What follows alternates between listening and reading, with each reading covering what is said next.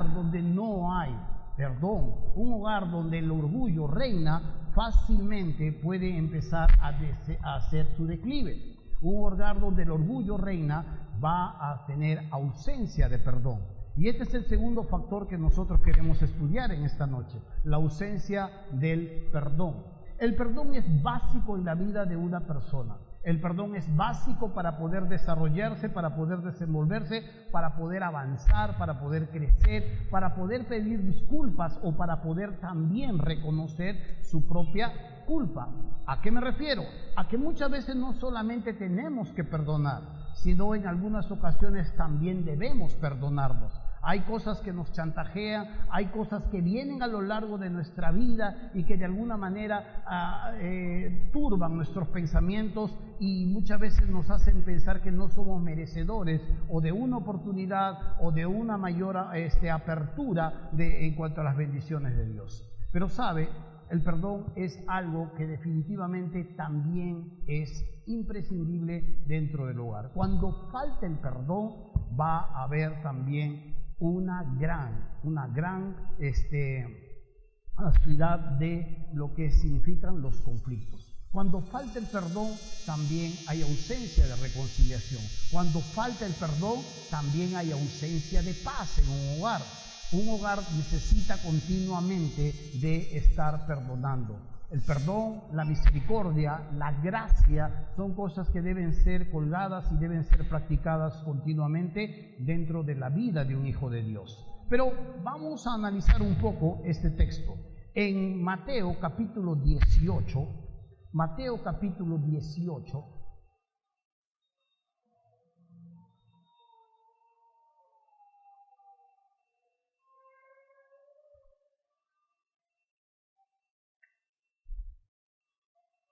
Mateo capítulo 18,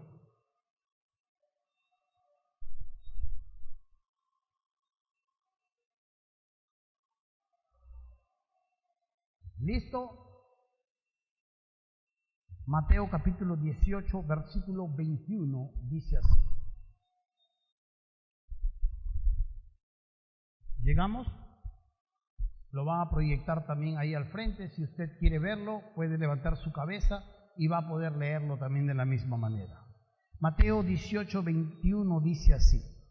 Entonces se le acercó Pedro y le dijo: Señor, ¿cuántas veces perdonaré a mi hermano que peque contra mí? ¿Hasta 7? Jesús le dijo: no te digo hasta 7, sino aún hasta 70 veces 7. Estas dos porciones del texto son bien determinantes dentro de lo que Jesús está hablando aquí. Cuando uno retrocede un poco a lo que Jesús está hablando en el versículo 15, 16, 17 en adelante, Jesús está hablando de la manera en cómo tienes que confrontar a una persona cuando esta persona peca contra ti, cuando esta persona de alguna manera te ofende. Pero luego, pasando el versículo 21, del 22 en adelante, Jesús va a dar un ejemplo de lo que significa y de lo que debe significar el perdón en la vida constante de una persona. Esto debe ser constante, esto debe ser completamente un hábito en la vida de una persona, porque nunca estamos dispuestos a pagar más de lo que se nos ha perdonado. El ser humano nunca está dispuesto a perdonar más allá de lo que se le ha perdonado, pero esto es lo que vamos a ir viendo en un momento. Jesús aquí está de pronto terminando una enseñanza y está hablando la manera en cómo deberíamos confrontar a una persona que está constantemente ofendiéndonos o haciendo algunas cosas que están riñendo contra lo que está establecido.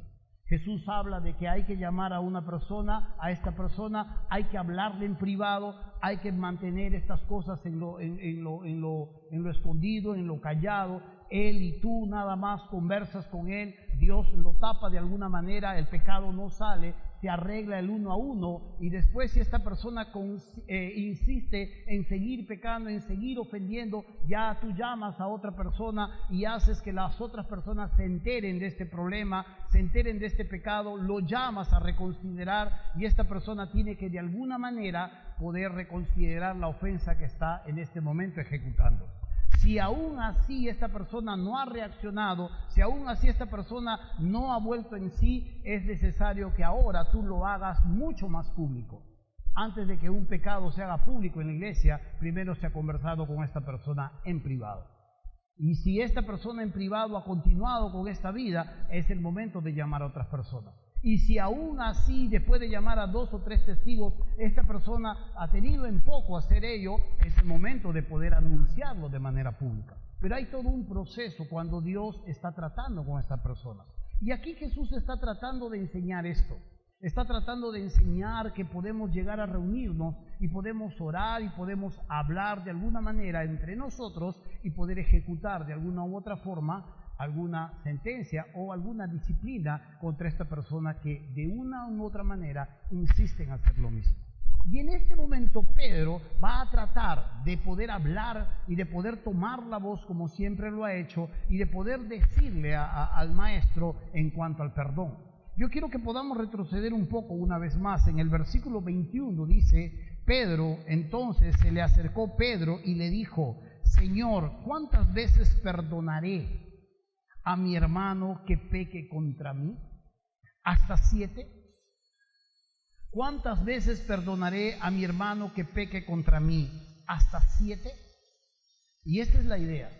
Aquí Pedro está tratando de llegar y hablar con Jesús y le está dando un número redondo y diciendo, este es el límite en el que yo debo perdonar a mi hermano que está ofendiéndome. Este es el número en el que yo debo de alguna manera confrontar a mi hermano y hacer que esta persona reaccione. Este es el límite en el que después del 7 ya no hay otra oportunidad y yo nunca más le vuelvo a perdonar. Jesús va a hablarle de esto. Porque los rabinos en los tiempos de Pedro, en los tiempos de Jesús, creían que se debía perdonar a una persona solo 3 veces. Y después de que esta persona te haya ofendido después de las 3 veces, a la 4ª ya no había remedio, no se le podía perdonar. Entonces Pedro, siendo mucho más benevolente, mucho más misericordioso dentro de sí mismo, se acerca a Jesús y le propone a Jesús más bien perdonar a su hermano que le está ofendiendo 7 veces. Entonces, ¿hasta cuánto tengo que perdonar a mi hermano? 7 veces. Lo convencional decía solo hasta 3. Pero Pedro, que es mucho más benigno, o está tratando de parecer esto frente al maestro, le dice, ¿hasta 7? Y la respuesta de Jesús es revolucionaria. Porque si usted se fija en el versículo 22, dice, Jesús le dijo, no te digo hasta 7, sino aún hasta 70 veces 7. Es interesante que si tú haces una pequeña operación matemática te va a dar 490 veces el que Jesús está proponiendo perdonar a su hermano. Pedro ha sido recontra generoso para ampliar 4 oportunidades más. Lo convencional decía se perdona 3, pero dice le añado 4 y son 7. ¡Wow! Pedro definitivamente aquí delante del maestro quedaba como una persona muy benevolente o muy misericordiosa. Pero Jesús le dice, eso no basta. Eso no basta. No es suficiente perdonar a una persona 7 veces, sino, te digo, le dice a Pedro, aún hasta 70 veces 7. Una amiga se acerca a otra amiga y le dice, si supieras todo lo que hizo conmigo, me insultó, me gritó, me dijo que me había recogido de la basura, y lo peor de todo, que no contesto con esto, me escupió. Cuando yo le reclamé, él me empujó contra el mueble y yo ya no me pude defender. Y ella le dijo, la amiga le dijo, ¿pero cómo? Le dijo, si yo anoche no he escuchado nada. Sí, le dijo, todo eso hecho a él conmigo, le dijo. Pero vecina, le dice, ¿para qué estamos aquí los vecinos? ¿Para qué estamos? Para defendernos, para ayudarnos. Estamos para tendernos una mano, le dijo vecina. ¿Cómo no nos ha pasado la voz? Ah, bueno, le dijo ella. Aún todavía no te conocía. ¿Cómo que aún todavía no me conocía si ya llevamos en el barrio como 12 años juntas? No, es que te estoy hablando hace 20 años ocurrió eso. Ay, vecina, le dice. ¿Cómo puedes estar acordándote de tanto tiempo como si fuese ayer? Y a veces la falta de perdón en el corazón de una persona hace que viva un tiempo que ha pasado durante muchísimos años como si fuese el día de ayer. La falta de perdón en una persona hace repetir un ciclo constante en su vida. Y esa ofensa la trae una y otra, como si estuviese recién realizado. La falta de perdón definitivamente hace que una persona se estanque en su crecimiento. La falta de perdón hace que una persona no goce de la paz que Dios propone. La falta de perdón hace que una persona de alguna u otra manera se sienta encerrada en un sentimiento que le agobia, que le aturde, que no le deja tranquilidad. Pero de alguna manera u otra, esta persona se queda estancada o encerrada en un tiempo que ha pasado hace muchísimo tiempo atrás. ¿Sabe? Los hombres tenemos la tendencia a limitar nuestro perdón. Si en un matrimonio nosotros vamos a entrar, bueno, esta es la última vez que te perdono, no me vuelvas a decir nunca más. ¿Crees que ese hombre o esa mujer nunca más te va a volver a fallar?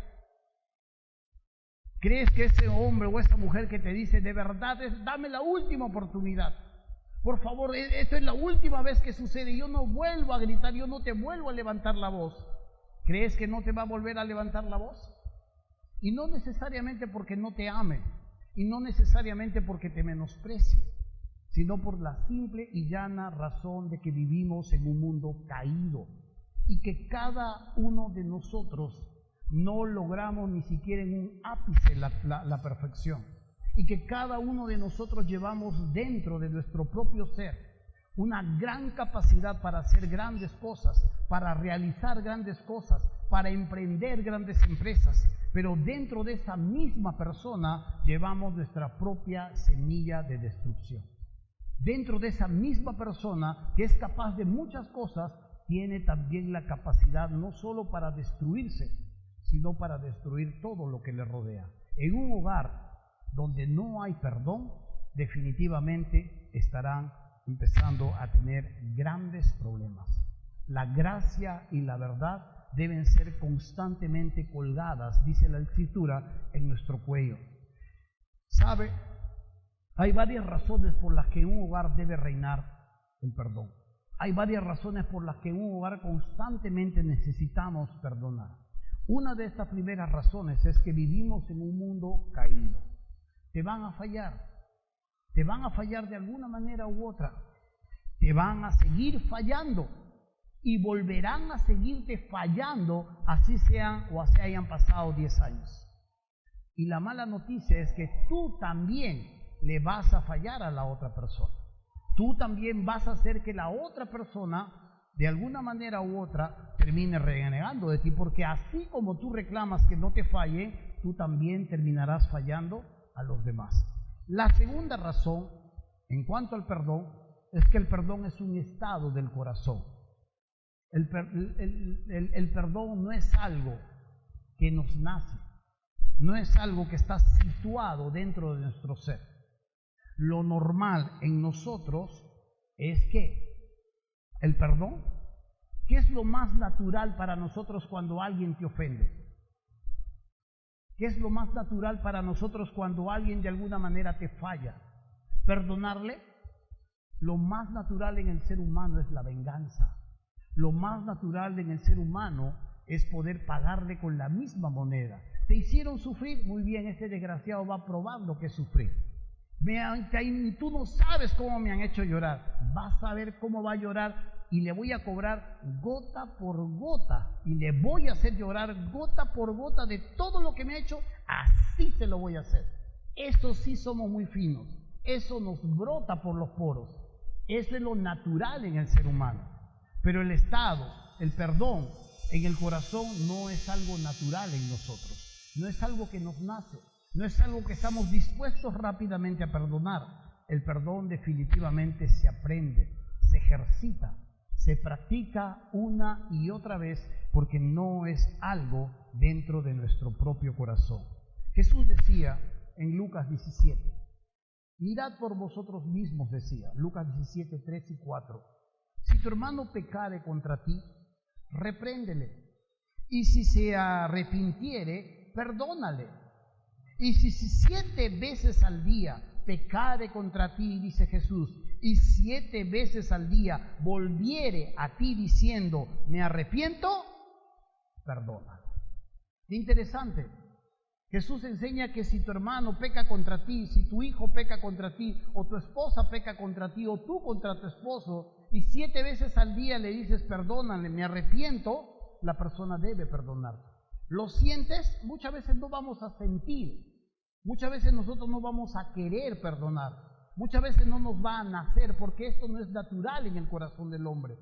No es natural en el corazón del hombre el perdón. El perdón lo recibimos. El perdón muchas veces lo ejercitamos y empezamos a aprenderlo poco a poco. Y sabe, hermano mío, sabe, amigo mío, usted nunca diría a su hijo, te voy a perdonar 7 veces. Tú nunca dirías a tu hijo, muy bien, ya has pecado 6 veces, la otra que tú me peques, te largas de la casa. La otra que tú me ofendes, te vas de acá. Yo no te vuelvo a perdonar nunca más, no te quiero ver en mi vida. ¿Usted haría eso con su hijo? Algunos dicen sí. Necesitan consejería. Pero nadie hace eso con su hijo. Nadie. Nadie se atrevería a decirle a su hijo, muy bien, estás en tu sexto error, le estás ofendiendo por 6 veces consecutivas, cuando llegue a 7, como dijo Pedro, muy bien, yo no quiero saber nada de ti. Jesús dijo al contrario, 70 veces 7. 490 veces debo perdonar a mi hermano que peca contra mí. Pero qué difícil es perdonar a una persona cuando encima es un sinvergüenza. Qué difícil es perdonar a una persona cuando encima me ha pagado mal. Qué difícil es perdonar a una persona cuando encima, confiando en esta persona, se ha aprovechado de mi confianza y se ha ido más allá de la confianza que le he dado. Qué difícil es perdonar a una persona cuando yo he estado confiado en que iba al trabajo constantemente y que se quedaba a hacer horas extras cuando el desgraciado se estaba acostando con la otra. Qué difícil es perdonarle. Qué difícil.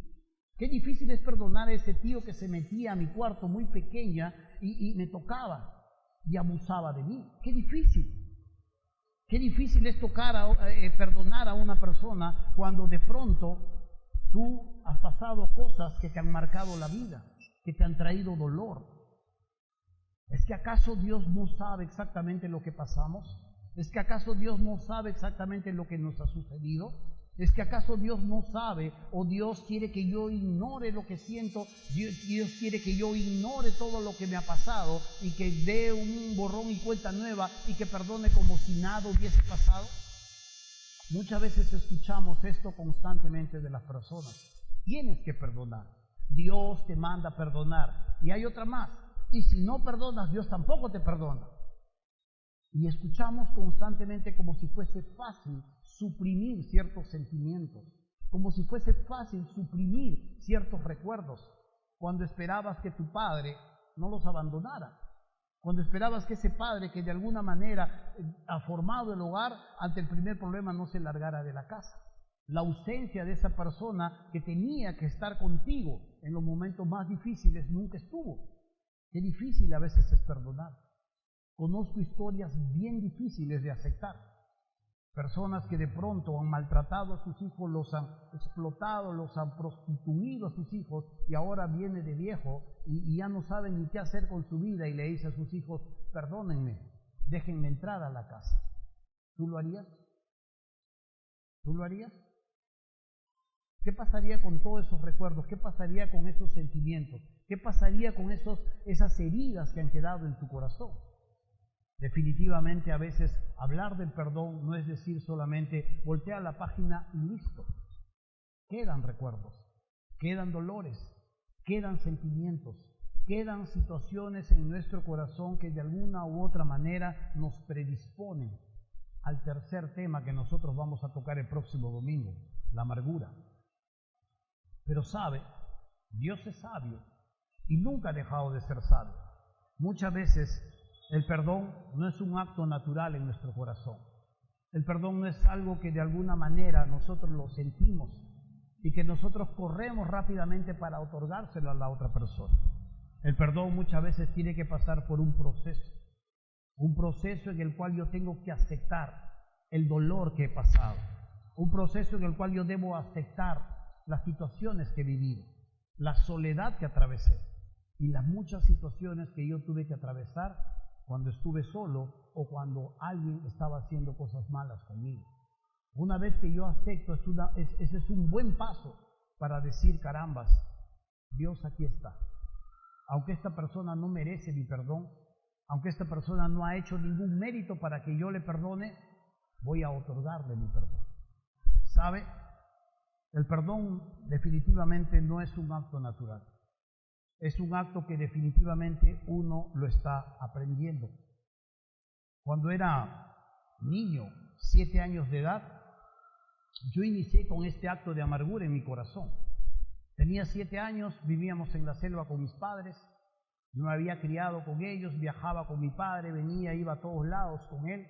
Durante un buen tiempo estuve al lado de ellos, pero de pronto planearon mi vida y de pronto me vi enviado hacia Lima. Aquí en Lima yo solo tenía una abuela, mi abuela materna, y de pronto de todo lo que yo estaba disfrutando en la selva, corriendo, bañándome junto a mis primos, estudiando y cosas por el estilo que hace un niño, de pronto me vi apartado de todo eso y enviado hacia Lima. En Lima vivía en un lugar y la abuela era súper traumada de que algo me pudiese suceder. La abuela, para que no me sucediese nada, no me dejaba salir de la casa. Y toda mi vida había caminado y corrido por la selva y me bañaba en el río como la persona más libre que me sentía. Y ahora la abuela no me dejaba salir. Y la abuela tenía un problema más grave todavía. Mi abuela era iracunda. Mi abuela no podía permitir errores. Y ante los errores la abuela se llenaba de ira y la abuela no jalaba pelo. La abuela pegaba con palo de escoba. Y ahora mi vida cambió enormemente. Mis padres me vinieron, me dejaron, y yo en el aeropuerto recuerdo claramente, estaba ahí mirando cuando en el Jorge Chávez todavía te dejaban entrar hacia el vidrio, el vuelo del Búfalo, el Antonov estaba regresando hacia la selva, mi madre subieron mis hermanos, yo estaba mirando la primera despedida de mi abuela, y estaba ahí con mi abuela al lado, y yo miro y la abuela me dice, cuidadito con que llores, me dijo, porque te reviento, me dijo llegando a la casa. Y yo que iba a llorar, me tuve que aprender a contener y aprender a negar mis propios sentimientos. Año tras año, todo un año sin ver a mi madre, sin ver a mis padres, sin ver a mis hermanos, viviendo al fragor de la abuela, a que no soportaba errores, a que cuando ella limpiaba se enojaba, pegaba, botaba de la casa a su hijo, a su hija y cosas por el estilo. Y tuve que crecer así. Tuve que aprender a mecharme en mi colegio nacional de puro hombres, porque ahora yo era charapa y me querían agarrar de punto. ¡Ahí está el charapa! Y tenía que aprender a pelear. Y tuve que aprender a defenderme desde muy pequeño en un colegio nacional. Y tuve que aprender a vivir mi vida. Y tuve que empezar a decir, bueno, es la manera como debo sobrevivir. Pero mi vida y mi vista se fijó solo en una persona. Y durante todo un año yo decía, yo te voy a hacer pagar. ¿A quién era? Mi madre. Ella era la culpable de que yo me haya venido a Lima, y ella era la culpable de que me peguen, ella era la culpable de que yo sufra, ella era la culpable de que en el colegio me quieran agarrar del orden, ella era la culpable de que me insulten, de que se burlen, y empecé a mirarla a ella como la culpable. Durante mucho tiempo estudiaba, un año, y a finales de año me tenía que encontrar con mi madre, mis hermanos y mi padre. Llegaba ahí y lo mejor que podía hacer era no mostrarle ningún tipo de amor, y aunque me moría por abrazarle, ningún tipo de amor hacia mi madre.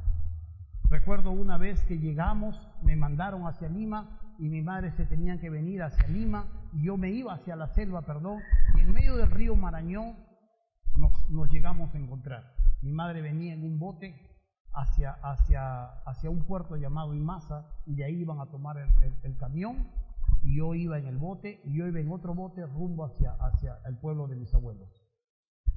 Y nos encontramos en medio del río, los motoristas, se les dice allá a los que manejan el bote, pararon, se agarraron y los dos botes quedaron a la deriva en medio del río Marañón. Crucé hacia mi madre estaba contenta, alegre de verme en ese momento. 1 año no nos habíamos visto, mis hermanos estaban saltando y yo de ahí, ¡pum!, me acordé nada más de mi madre y mi madre me dijo, acompáñame, me dice, este también es el bote del abuelo, llegas hasta Imasa y de ahí te regresas, me dijo.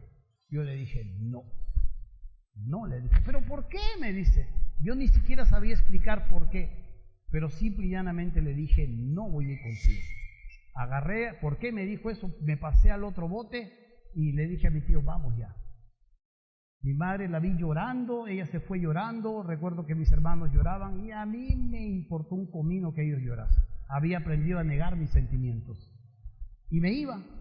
Acabó mis vacaciones, regresé hacia Lima, mi madre regresó y nunca nos volvimos a ver hasta el próximo año. Y esa era la forma en cómo yo trataba de sobrevivir y con un pensamiento que constantemente estaba ahí. A mí parecía que me lo habían hecho ayer. Cuando nos llegamos a encontrar, definitivamente le hice pagar. Me metí a las drogas, me metí al alcohol y hice que fuera la persona que más sufriera dentro de toda mi existencia. Yo no sabía exactamente por qué tenía que vengarme con ella, pero había en mi corazón algo que no me ayudaba o no me dejaba perdonarme. Ella es la que me había enviado a Lima, decía yo. Mi padre había deformado esta noticia. Mi padre me decía, tu mamá ha sido, me dice, porque en algún momento yo tuve que confrontar a mi padre cuando ya había entrado a la adolescencia. Tu mamá ha sido, me dijo, tu mamá quería que seas algo. ¿Acaso nosotros no te podíamos enseñar?, me dice mi padre más traicionero. ¿Acaso nosotros no te podíamos enseñar?, decía mi papá. Pero tu mamá insistió en mandarte a Lima. Y yo le dije, bueno, la cuestión fue así. Siempre traté de que esto le llegara a los oídos de mi madre. Y de alguna u otra manera la falta de perdón no solo estaba entorpeciendo mi relación con ella, sino a su vez mi propia relación, mi propia vida, mi propio entorno. Hace 1 año atrás, yo tuve que de alguna manera enterarme de algunas cosas. Y cuando yo podía, ya en Cristo Jesús yo ya había perdonado, pero de alguna manera quedaba ahí grabado en mi cabeza. Hasta que un día de casualidad me enteré por qué mi madre me había enviado a Lima. Y no era para estudiar. Y yo recuerdo claramente por qué estaba así. Mi madre le dijo, recuerdo a mi esposa, yo a este lo tuve que enviar a Lima, se me moría. A este le salían las lombrices por la nariz, le salían las lombrices por la boca, le salían las lombrices por el trasero, decía. Y él tenía un Mercator americana instalado en su estómago, una solitaria. Y el médico me dijo, si no lo sacas de aquí, este pata se te muere. Se lo están chupando y lo van a matar. Mi madre, con el dolor de su propio corazón, le tuvo que enviar. Un niño muy pequeño no sabía exactamente qué decisión había tomado ella. Yo tuve que cerrar un círculo de casi 35 años de vivir instalado en un pensamiento, vivir instalado en una forma de vida y cerrar un círculo y decirle, carambas, creo que tenías toda la razón en enviarme. Pero así es a veces. Yo no sé exactamente qué puedes haber vivido y cada uno de nosotros tiene una historia. Un hermano abusivo, un tío que tal vez se aprovechó de la confianza de tus padres, un error de pronto cuando empezaste a casar, cuando te casaste. Yo no sé qué te puede haber sucedido. Hay situaciones tan difíciles, hay cosas que nosotros hemos afrontado y que muchas veces nos han marcado en el alma y que de alguna manera han marcado a otros. Tal vez hay una hija que te está haciendo pagar, tal vez hay un hijo que está haciendo algunas cosas contra ti y hace mucho rato se está no solo dañando a sí mismo, sino dañando a los demás. Pero todos a veces de alguna manera u otra o tenemos una deuda emocional con otro o alguien tiene una deuda con nosotros. Y es por eso que Dios nos llama a perdonar. Es por eso que Dios nos llama a dar un paso más hacia adelante. Porque es difícil a veces decir, no siento nada. Muchas veces cuando hablamos del perdón, la persona dice, pero no puedo olvidar. Yo le tengo que decir muchas veces a la persona, es que perdonar no es olvidar. Muchas veces confundimos que el perdón tiene que ser olvido, y no es olvido. Cuando uno sufre algo, cuando uno atraviesa una situación, es difícil que lo podamos olvidar. Así como nuestra mente se graba momentos gratos de la vida, recuerdos hermosos en la vida, graba también episodios de nuestra propia vida que nos marcan. Y es difícil decirle a la persona, ya olvida. No va a olvidar. Y muchas veces lo va a cargar ahí. El perdón es no volver a refregar con ese mismo asunto, con esa misma situación, a la persona que tienes por delante. Recuerdo haber estado con dos personas y decía ella, uy, tú no sabes, él todo lo que me ofende, pero yo soy muy buena para perdonar. ¿Cuánto ya no le he perdonado ya? Yo casi le digo, ¿no será Sarita Colonia o Santa Rosa de Lima? Porque era una persona perdonadora. Pero él me dice, yo no creo que me haya perdonado, porque cada vez que nos peleamos me hace recordar la misma cosa año tras año. Yo le digo, tú no la has perdonado. El perdón no es de la boca para afuera. El perdón es que yo no vuelvo a usar esa misma ofensa contra ti. El perdón es que yo no te vuelvo a refregar con eso que tú me hiciste, con eso que tú me hiciste llorar o con eso que tú me hiciste pasar, yo no te lo vuelvo a refregar en tu cara, ya no lo vuelvo a usar, porque te perdono. El olvido viene poco a poco. Hay momentos en que el perdón es exigido, pero no la reconciliación.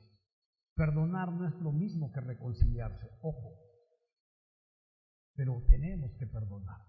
Necesitamos perdonar constantemente porque todos hemos sido perdonados. En la cruz del Calvario el Señor ha pagado por cada uno de nuestros pecados y Dios ha perdonado por nuestros pecados. Dios ha derramado su sangre ahí en la cruz del Calvario y Él ha derramado hasta su última gota de sangre ahí en el Calvario.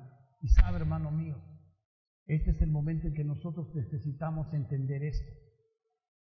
Yo antes de que pudiese perdonar o antes de que yo pudiese de alguna manera arrepentirme, Dios había perdonado mis pecados y los había limpiado. Tengo que llegar a Jesús primero. Tengo que abrazar por fe la obra que Él ha hecho y tengo que reconocer en mi corazón que Él es el Señor. De lo contrario, ese acto que Él ha derramado, ese acto que Él ha hecho en la cruz, no va a valer de mucho. Pero yo tengo que entender esta gran verdad. Necesito perdonar y debo perdonar como a mí también me han perdonado. Y esto es una de las cosas que necesariamente deben ser vitales en medio de la vida de un cristiano. Pero no solo esto es para un cristiano. ¿Sabe? Muchas veces nosotros tenemos una herida que no ha cerrado o algo que nosotros hemos causado en los demás. Pero ¿sabe? Hay algo que muchas veces nosotros no estamos viendo.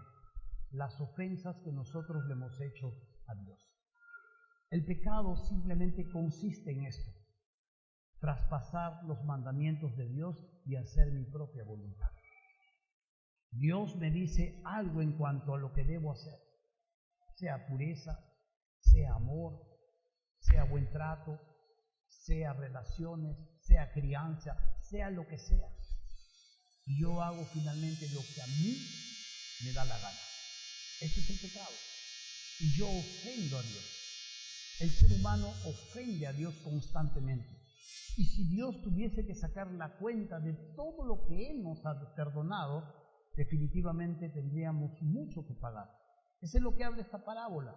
La parábola que sigue a continuación narra de un hombre, un rey o un señor que quiso sacar cuentas.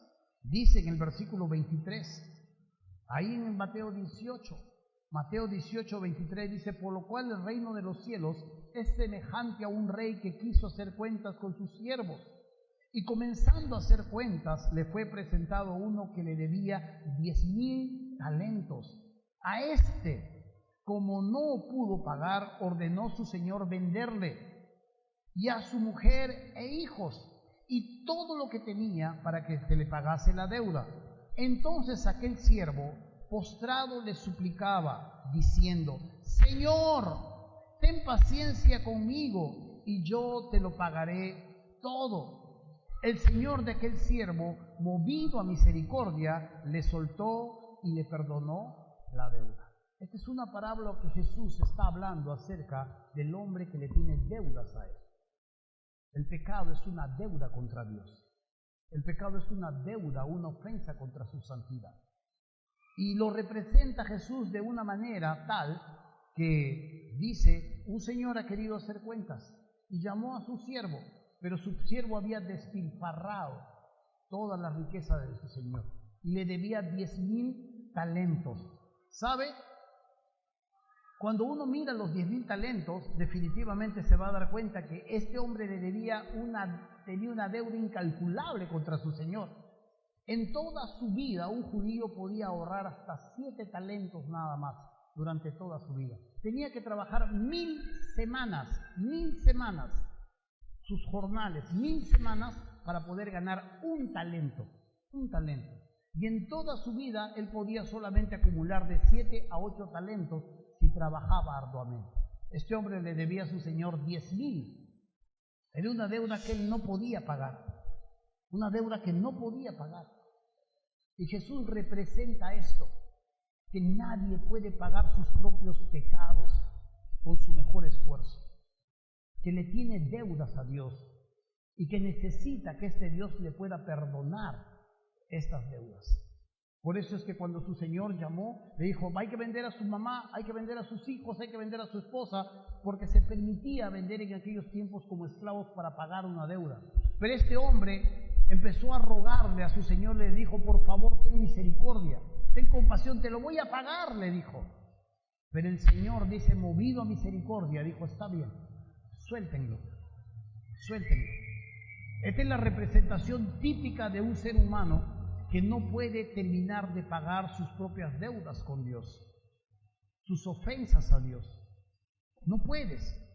Aunque muchas veces año a año puedas prometerle a Dios portarte bien o hacer algún voto o dar algunas cosas para los pobres, no es suficiente para pagar la enorme deuda que ha causado nuestros pecados. Y por más que nos podamos esforzar, no nos alcanza. Por eso es que necesitamos el perdón de Dios. Y la única manera de obtener ese perdón de Dios es aceptar a Jesús en nuestra vida como nuestro Señor, como nuestro Salvador. Y aquí es donde un corazón humilde y sencillo dice, sí, es cierto. Tal vez no soy un grotesco fumón, alcohólico o sicario, pero sí he ofendido a Dios de muchas maneras. Puedo tener una boca de mentira, puedo tener una boca que de alguna manera es chismosa, puedo de alguna manera ser una persona iracunda, puedo de alguna manera con mis ojos desvestir a una mujer y llevarla hasta donde ni siquiera me la he imaginado. Puedo hacer muchas cosas. Y sí, también tengo ofensas contra Dios. ¿Sabe cuál es la paga de esa ofensa? La Biblia nos enseña que es la muerte, el infierno. Y que necesitamos urgentemente el perdón de Dios en nuestras vidas. De lo contrario, esto se va a poner peor. Así como nosotros ofendemos a Dios, necesitamos el perdón de Dios en nuestras vidas. Cuando este hombre sale de la deuda que Dios le ha perdonado, se encuentra con otro amigo. Y lo encuentra a su amigo y ve que su amigo también le tenía una deuda a él. Y lo que hace este hombre es decirle, págame la deuda que me debes. Lo agarra del cuello, lo empieza a zarandear y más o menos, ¿sabes cuánto le debía a su amigo? Su amigo más o menos le debía unos 150 soles. Casi nada a los 20, 30 millones de dólares que le debía a su amo. Págame lo que me debes, le dice. Y él le dice, no puedo pagarte, ten paciencia. No, le dice, págame ahora. Y a veces es así. Dios ha perdonado nuestros pecados, cosas que ni siquiera tu esposa se ha enterado, cosas que ni siquiera tus hijos se imaginan. Dios ha perdonado nuestros pecados, cosas que ni tus padres saben, y si supieran, te desheredan. Hay tantas cosas que Dios nos ha perdonado, muchas cosas. Y a veces cuando nos encontramos con alguien, no le queremos perdonar sus ofensas de lo que Él nos ha hecho. Cuando esto reina en el hogar, definitivamente es un hogar que tendrá muchos problemas. El perdón es tan necesario en el hogar. Vivimos en un mundo caído. Vives con una persona que es tan imperfecta como tú, que tiene tantos defectos como tú. Tal vez no tiene los mismos defectos que tú, pero los tiene. Y necesitamos constantemente de ejercitarnos en el perdón, porque de lo contrario, nuestro matrimonio fracasa. Tus hijos te van a fallar y te seguirán fallando. Tus padres que te prometieron hoy día comprar esto, salir o hacer esto, te van a fallar y te seguirán fallando. Y si tú entiendes esta verdad, necesitas primero arreglar tus cuentas con Dios. Necesitas que Dios pueda perdonar tus ofensas. Necesitas que Dios pueda perdonar tus pecados y pueda limpiarte de todas aquellas cosas que le ofenden a Él. ¿Cómo puedo hacerlo? Pide a Dios el perdón de sus pecados. Reconoce a Jesucristo como el Señor e invítale a entrar a tu vida. Hacer esto te puede permitir que Dios pueda ser parte de tu vida y pueda perdonar tus pecados. Ahí en nuestro lugar, vamos a agachar un momento nuestras cabezas y vamos a orar.